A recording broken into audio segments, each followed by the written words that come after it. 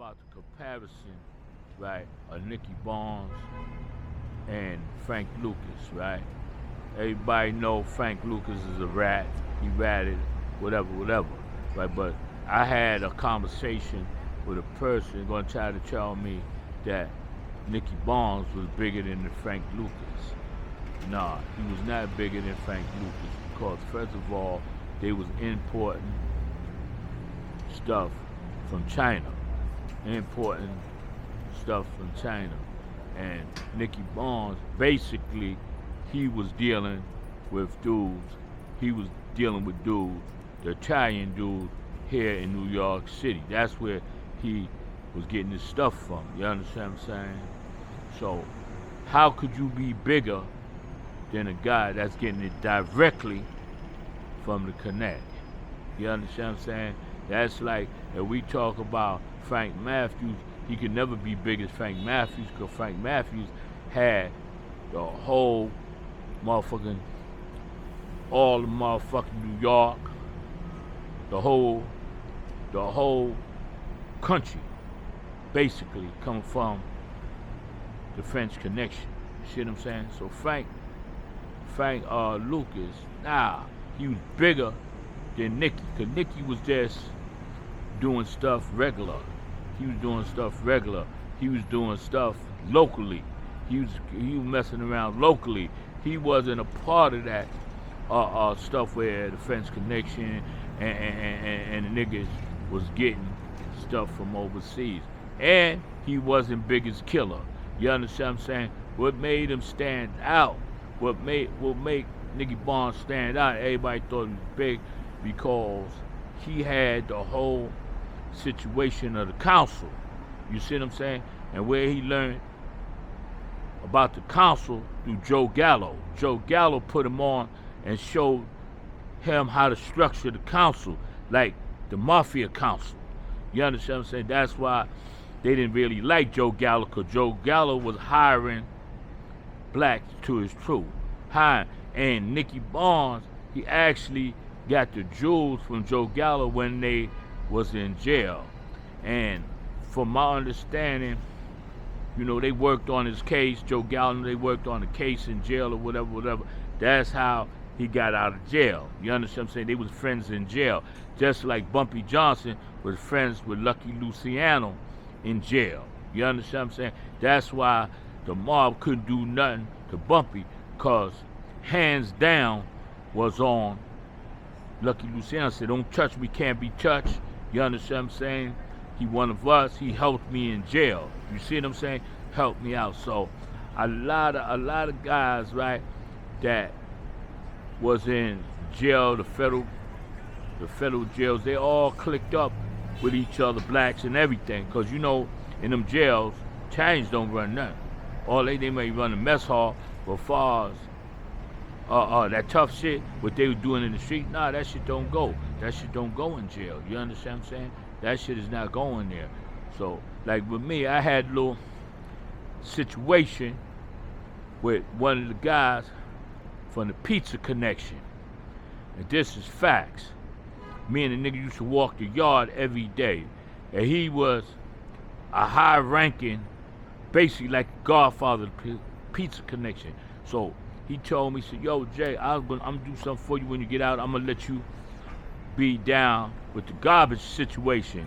Pick up the garbage, because you know they got their hands in the union, the garbage, everything that moves in New York City. The mob niggas got their hands on it. So they're gonna put me on. But what made me and him fall out, he was going against a black dude. That was my friend. So he tried to get me to flip on the black dude. I'm not gonna flip on no black person for him. I'm not gonna do that. I tried to squash it. He got mad because I wouldn't take sides or whatever.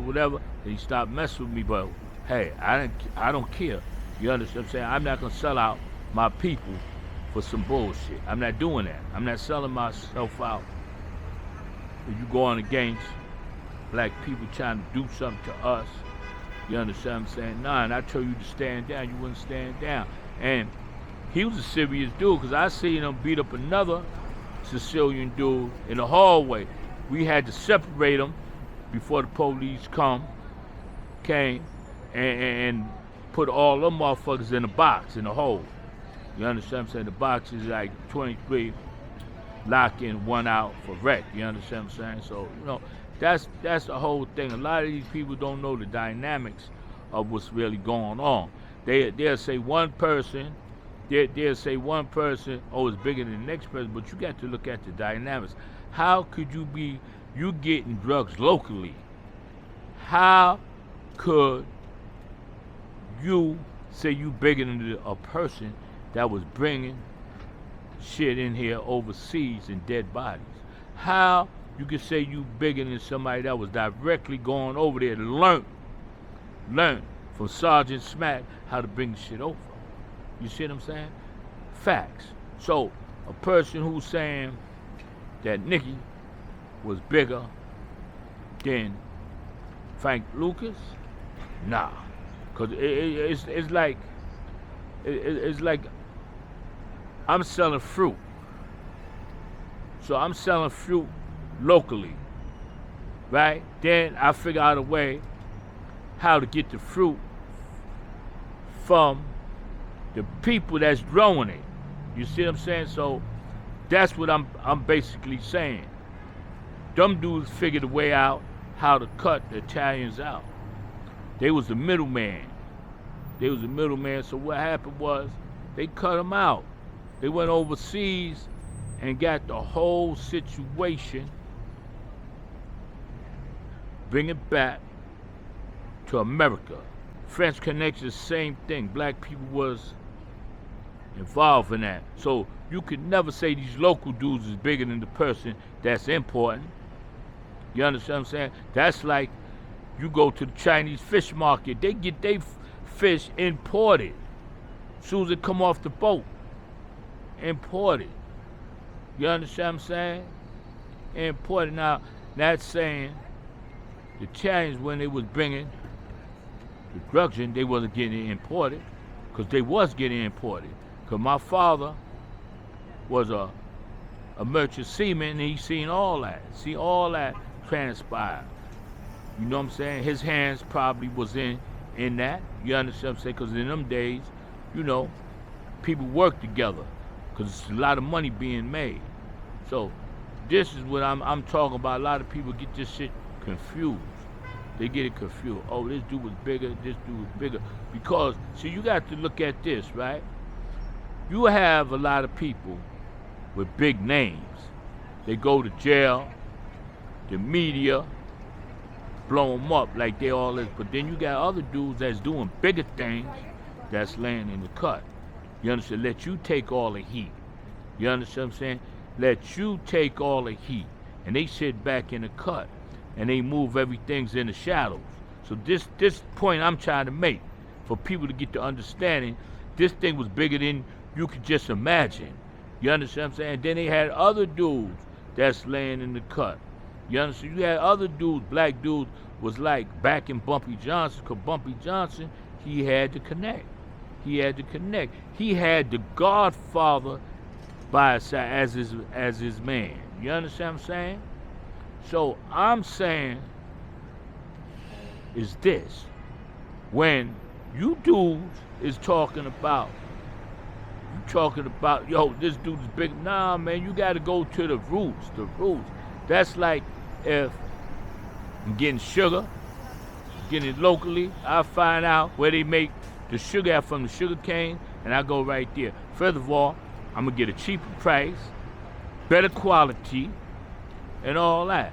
Because I know facts. When they was bringing that over here, they was getting it like 90% pure. Then they step on it, put it out there. Or they step on one key, give it to another person step on it, and this shit is flowing. They ain't getting this kind of product from the Italians. The Italians might give them, put a 3/4 cut on it, and give it to them, yeah, sell it to them like that. Because at one point in time, I remember a key was costing $15,500, and that's facts. You understand what I'm saying? Because I was in the mix, I used to pick the shit up, and I knew the numbers. You understand what I'm saying? And it wasn't like it wasn't like it was coming straight here because them niggas could give it to you for cheaper. Them niggas might have got a motherfucking key of that shit, 4,000, 3,000, and they come over here and blow that whole shit up. You make 10, 15 times your money. Because off a key of heroin, you can make $1 million easy. Versus to a dude selling coke. Coke is like, you can only make 30,000 off a key. See what I'm saying? You make 30, 40,000. Crack ever, you go out of town, you triple that. But yo, you never make more money than when you're dealing with heroin. See what I'm saying? So, you know, things switch, evolution. From the heroin era to the powder coke era to the crack era. You understand what I'm saying? And people got to understand, if you want to know about this drug shit, you got to understand and study this shit. Because, you know, I got a lot of dudes who told me, yo, coke and this. You understand what I'm saying?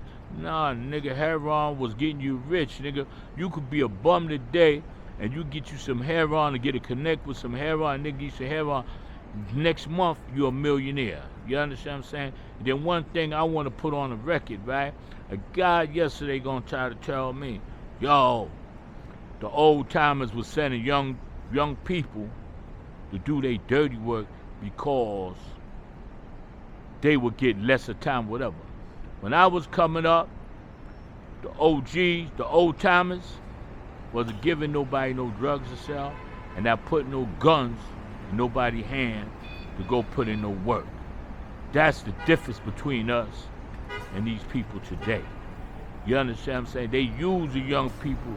You understand? So back then in my days, we protected the young people, and I was one of the ones that they protected. They didn't put that shit in my hand till I had to force my way in by causing a whole bunch of trouble and letting them know. And then other young dudes who was coming up in Harlem, they got on because Cisco Kid, he was the biggest and the flyest. Cisco Kid, hands down, was that dude. That dude. You understand what I'm saying? And what he did, all the homies he grew up with, he put them down so everybody could make money. Got to understand in that time and era, man, you understand what I'm saying? We didn't have nothing. We was in a time and era where these people had their foot on our necks. We ain't had no money. We was starving. We ain't had no clothes. And once people seen they could make money, once they see they could make money, that was it. Game over. See what I'm saying? Game over. Everybody start making money. Everybody say, oh, we're going to do this, we're going to do that, we're going to do that. You understand what I'm saying? We understand the government allowed that shit to come in here or whatever, how it came in, but we know the government behind that. And they did something crazy. What they did, they knew that the drugs were going to mess the community up. And second, they know they was going to lock up a black people for selling it. So, you understand what I'm saying? You got put in the trick bag. You understand what I'm saying? But the thing is this. You know, we never invested our money into the real estate. We ain't never invested our money into nothing profitable so we can keep Harlem going. Now, you understand what I'm saying? We got Harlem. Other people bought up all the real estate in Harlem when we could have did that. But we didn't know because they kept a lot of stuff from us. You understand what I'm saying? Because there was a lot of money changed hands, millions and millions of dollars. You understand what I'm saying? Millions of dollars were changing hands. When I was a kid, 14, 13, nigga, I had $1 million. That was nothing. You see what I'm saying? That wasn't nothing, bro. You understand what I'm saying? People was getting a lot of money, man. But one thing we didn't do, we didn't think. We didn't want to buy real estate. We didn't want to buy the old house. They were selling houses for $1. We should have bought all them houses up. You understand what I'm saying? And the thing is, it was bad.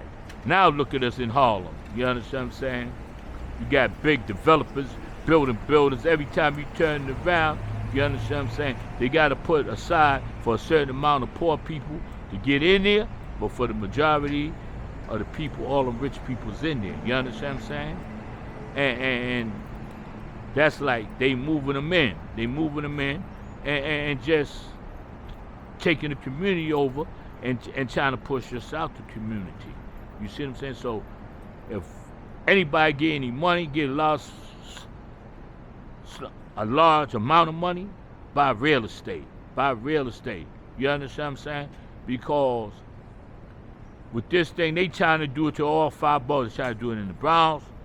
They trying to do it in Brooklyn, Queens. Well, Queens already was the place when you got money, when you was selling a lot of drugs, Queens and Jersey. You understand what I'm saying? But what they doing, they trying to push people out there. They running the scam. They took a dude's house because he ain't pay his water bill. What his water bill got to do with his mortgage? I don't understand. I couldn't comprehend that. You understand what I'm saying? So everywhere we look at, they trying to push us out. You understand what I'm saying? But the most thing was when we had that money, we should have did something positive with that and bought the community. The gentrification, they gentrifying the neighborhood, pushing us out and pulling other people in, gentrifying the whole situation. That ain't no lie, man. That ain't something I'm making up. That ain't something, you understand what I'm saying, that I just taken out of a comic book, because it's real, man. You know, and you know, it was a lot of money, a lot of people that had a whole lot of money, man, millions and millions of dollars, man. Niggas holding 10 million, 15 million. You understand what I'm saying? Because that drug game was very lucrative. It was very much lucrative, and people was getting rich off of that. But see, the thing is, we didn't know. We didn't know. The only one talked about gentrification, I'm going to keep it real, gentrification, and he had, because he went to school, Dapper Dan. He say that in a lot of his interviews. He say that in his book. You know, he's the only one really peeped the game. You understand what I'm saying? And you know what he did about the game? You know what Dapper Dan did about the game? He bought himself a brownstone in Harlem. A bad brownstone. Real nice shit. You understand what I'm saying? He the one that peeped the game and moved on what was being planned. You understand what I'm saying? That's like if you look at the Godfather of Harlem, they did the same thing, try to buy certain things out, boom, and Bumpy had to step up, because that's a real thing. You understand what I'm saying? A lot of that stuff in a Godfather of Harlem is real. You understand what I'm saying? It's really real. You understand what I'm saying? So, you know, I want everybody to get an understanding of what I'm saying, get an understanding. If you run across some money, put your money together, and it could be like 5, 6 of us. See, one thing we didn't do, we ain't get together like these other people, these big developers, they get together. It'd be about 20 of these dudes, and they buy a building up because they looking for the future. See, we didn't look into the future to see what the future was going to hold, because at one point in time, we always thought this money was keep coming in. Now the whole shit evolved to moving us out, killing the drug game. You understand what I'm saying? People now is not getting no real money off of drugs. The streets are over. The streets are over. Then we got all these rats, you know what I'm saying? We got these rats that's telling on everybody. They got cameras. They got everything. You can't do nothing without them seeing. You cannot do nothing without them seeing. And they always looking. You got cameras everywhere, in front of every building. Look, camera right there. A camera right there. Camera right there. You know what I'm saying? And they minimize the drugs. But what we got to do, we got to wake up. We got to wake up, and we got to do positive things, legitimate things, to build our stuff up. And then a lot of times, I knew some people that went to buy these buildings, they wouldn't sell it to us. They said they want $2 million. Then when you come, they find out it's a black person. They saying they want 4 million. So a lot of times, man, they kept us out the loop. They kept us out of what's really going on. You see what I'm saying? They kept us out of all this stuff. You understand what I'm saying? Just like when the stock markets blew up in the 80s. You could have put money up and been a millionaire right now. But we didn't know nothing about that. They hid all that stuff from us. A lot of that stuff, they wasn't putting out there publicly. You understand? So we could know. But other people knew about the situation.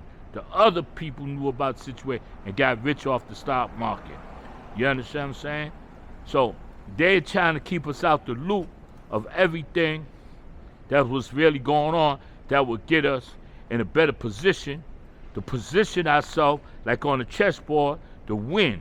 You understand what I'm saying? The thing is, they want to keep us losing. That's what they want us to do, to keep losing.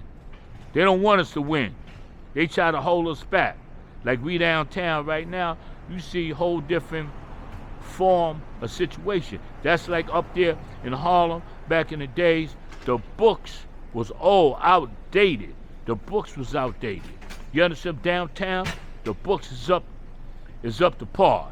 You know, we was reading outdated books, 10 years behind. Now they got books up here in these neighborhoods 15 years ahead of time.